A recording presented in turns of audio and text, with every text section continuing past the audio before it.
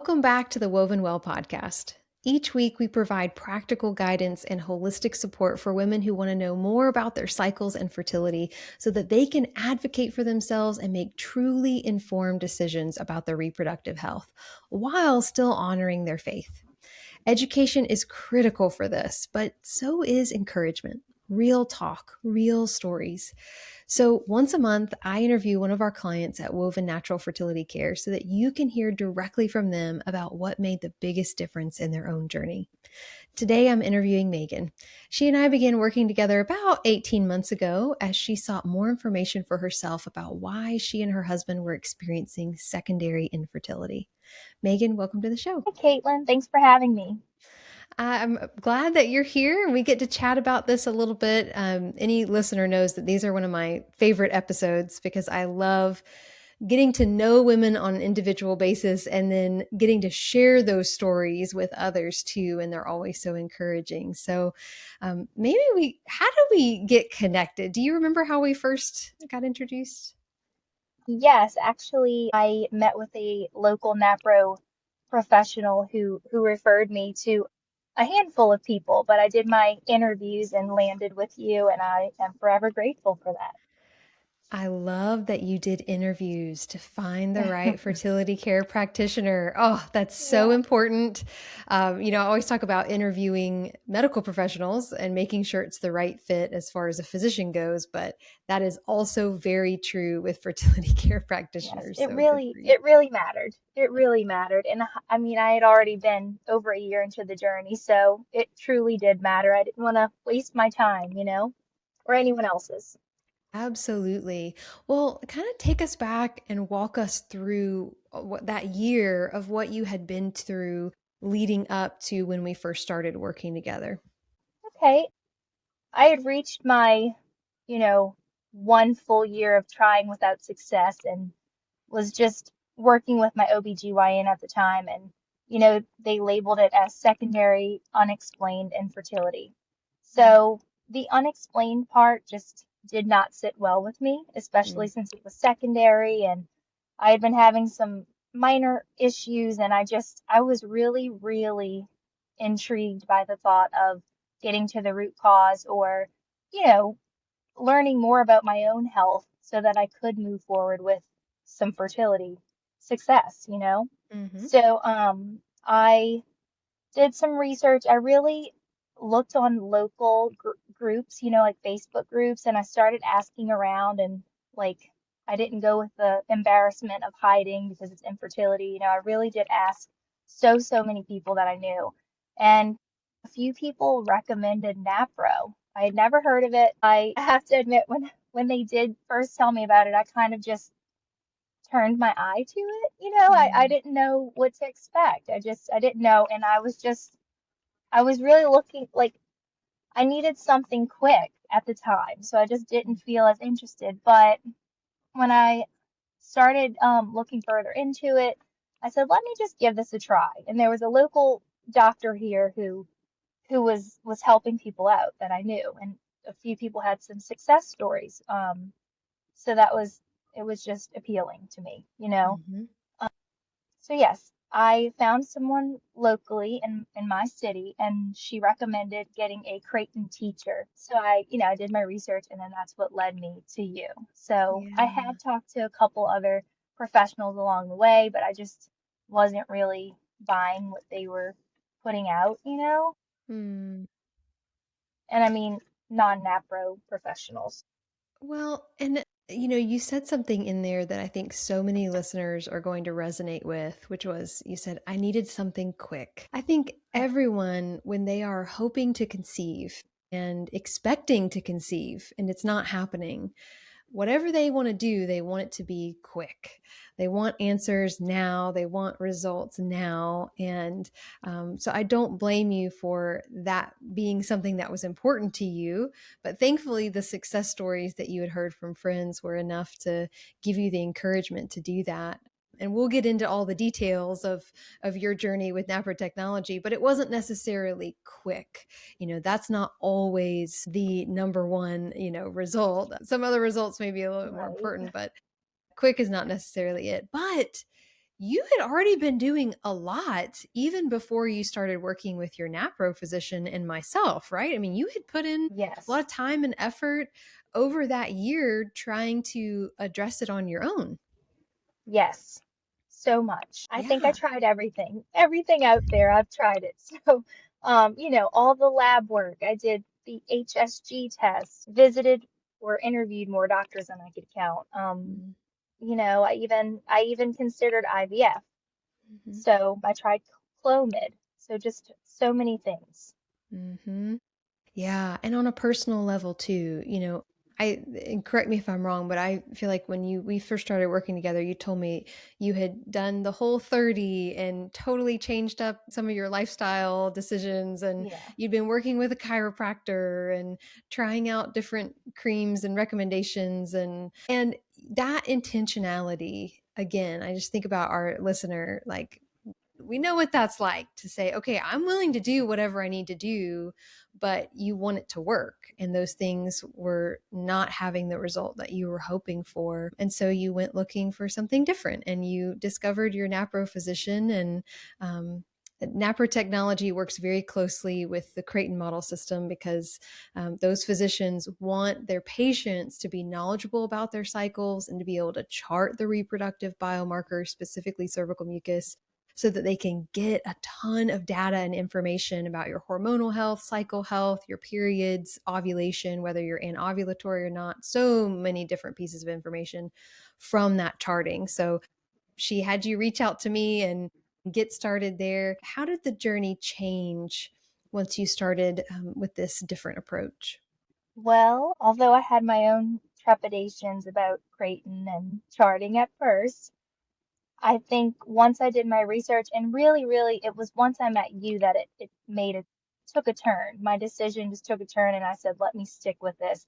It was clear to me that this could potentially be a long game, not just another quick way to the finish line, but with my own health in mind, selfishly, it sort of became more about focusing on my health than the Mm, secondary infertility, which mhm, that was, yes, the end goal, but I needed to be healthy first. So mm, this mhm. was a way, I felt like this was the way to go. Yeah. Did you feel like a freedom in switching that perspective from just about getting pregnant to really looking at your own health and valuing your own health? Or how would you describe that transition? It felt more of a motivation to keep pushing. Mm, So everyone who might have said, you know, well, this is checking out normal. This all looks normal on paper. It just kept pushing me because something clearly was not normal. yeah. How did you know? What were the signs in your own life that you knew something was wrong? Obviously, you weren't conceiving when you were hoping to, but did you either have any other signs or symptoms that you were dealing with? Actually, yes, and I didn't know at the time. I didn't connect it, but probably 10 months, before I realized it was infertility. It was like some issues with stomach ulcers, Mm, and a series of other things that all seemed minor, but just something told me that it was all connected, which I mhm. later learned it was. So Mhm. I am grateful for Mhm. that. Mhm. Yeah, I mean, we are one human being individually, right? And so mind, body, spirit, all connected. But then you look at the body itself, and all the different systems of the body are going to be interconnected.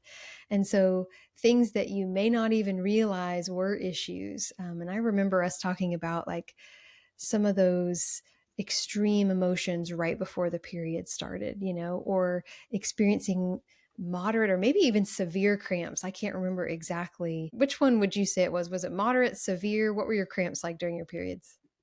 I'll admit it now, it was severe, but I was one of those, it's just really uncomfortable. I called it discomfort. I didn't know how to admit levels of pain for some reason. Well, I think a lot of us, we've never been given permission to do that. We're kind of told to suck it up and deal with it. And it's can be really painful, especially when something is going on to cause that. But when you've got years or even decades of doctors or coaches or whomever you're speaking to about it saying, oh, that's normal, you just have to live with that, then we learn to kind of devalue our own pain too, whether it's intentionally or unintentionally. So when we have all those experiences and side effects and symptoms, and we don't even know that they could be all interconnected and caused by the same underlying condition, then it does feel very debilitating, especially when we're told that infertility is unexplained. That doesn't give us a lot Yes. of hope. When you first went to your OB, because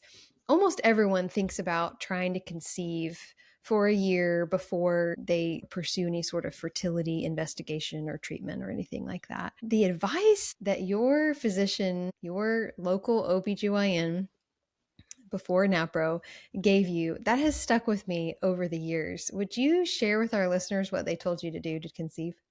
Well, there were a few ridiculous things looking back on it now, but like the medical advice was to have intercourse every other day, starting from the day after your last period ends. Like, just take a moment to think about that advice.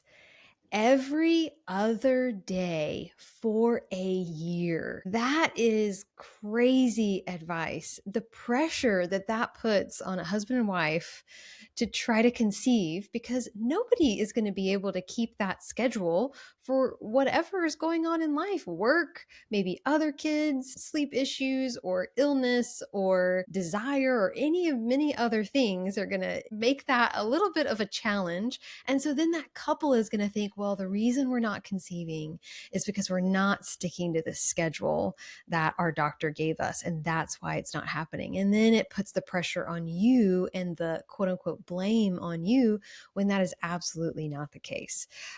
So that was not the reason you didn't conceive, and it wasn't an Not at all. unexplainable reason either. So Right. talk with us about what happened after you started working with your NaPro physician and started charting information about your reproductive health through the Creighton system. Like, what happened from there? I learned more about myself than I ever thought I cared to know. Mm, To be honest, it was eye-opening. It was like a new adventure because I didn't know all of these things about myself. It's like suddenly I made sense to myself and to my family, you know. Um, but I think what really changed everything was seeing the NaPro surgeon and hmm getting answers, the relief that I felt from that, that we all felt from that, and the validation. Absolutely. So your NaPro physician looked at your charting, did lab work, and treated anything hormonally that they could treat initially. And then they referred you to a surgeon who was trained specifically in NaProTechnology and the highest level of fellowship trained surgery within NaProTechnology. So, do you mind sharing what your diagnosis was and what that treatment was for you? It was a series of things, not just one thing. It was severe stage 4 endometriosis, adenomyosis, the need for removing lots of tissue and having an ovary misplaced, Mm-hmm. the need to look outside of the tubes and not just inside, fibroids. The list goes on. It Yeah. truly does. Yeah. And having that support was the first time that you were able to really identify those needs and have that surgery. And how did you feel after you had the surgery? Like, mentally, emotionally, like, was there a change once you received those diagnoses and they told you what they had found? Definitely. After the first one, receiving the diagnoses felt like a big relief. Mm, But then, the big surgery, leading up to the big surgery, there was this fear of, is this really the solution? I had a lot of different emotions going on, and we had waited so long to find this out. So it was like I mm. needed it to work. It was just, yes. But then after that, after the recovery, maybe I should talk about that because, Yeah. the recovery was rough, I have to admit. But once the recovery was over, I just started to feel like I gained control over my life again. I had no idea that things had gotten so out of control. And it's like I finally admitted things were so painful every month, and my emotions were so running so wild every month because of hormone issues, not just me. And so it That's felt right. really great to just regain control of my life, have physical and emotional strength that I did not have for years, and energy, had energy. Yeah. And we forget what an impact hormones have on something like energy and emotions and our relationships with others. But we are hormonal human beings. That's true for men, but it's especially true for women. And so they are going to impact our daily lives. So Yep. addressing those, supporting those, restoring those is going to have a positive outcome. And I'm so glad that it did for you too. Feeling better, feeling more in control, feeling more supported and energetic. That's so important. Well, in the beginning, you said your ultimate goal was to conceive, and then it sort of shifted and became about your personal health and wellness and feeling better, improving your quality of life. But whatever happened to that hope for conceiving a pregnancy? It never went away. I think just the more time passed, I would have different emotions about it. It was a roller coaster. It felt like, well, I've tackled my actual health, so that's the real win here. But did I lose because I didn't Mm, actually conceive? But then there's a light at the end of the tunnel. mm-hmm, mm-hmm. And did you actually conceive? I did, in perfect timing. I'm like, let's put that information out there too. But I love that what you first thought to share was that emotional, spiritual journey to the place of, well, I don't know if I'm going to conceive or not, but finding the peace in the midst of that first. Like that is truly beautiful, Megan. That's where you started with before even actually sharing that you did end up conceiving. I love that, and that's really perfect. Yes, thank you. Well, I am about 15 weeks now and happily miserable. I tell myself that every day. This is what I've wanted. That's right. Oh, it's hard to believe you're already 15 weeks. Of course, by the time this airs, it'll be even, further into pregnancy than that, but we Yes. rejoice with you. And gosh, I so appreciate you being willing to talk a little bit to other women who may be feeling some of the same things, asking some of the same questions you were asking, hearing the same crazy advice from their friends or local OB or Yeah. whomever it may be. So I really appreciate you coming on and sharing. Thank you. Thank you. I appreciate the community. This is truly a community of success stories in their own ways. Yes. Oh, I love that in their own ways. That's right, because we're all successful just in different ways. That's great. Right. Well, listeners, hers is a beautiful story, and it's certainly not the only one, just like she's saying. So I encourage you to go back through our episodes and listen to some of the other client stories. There's lots there to choose from. Whether you hear from women who are trying to conceive or single women battling reproductive health issues or anything else in between, I think that you're going to hear in all of them just how empowering it is to know how God designed you and what kind of care that means that you deserve. Let us know which ones are your favorite. As always, thanks for listening as we continue to explore together what it means to be woven well.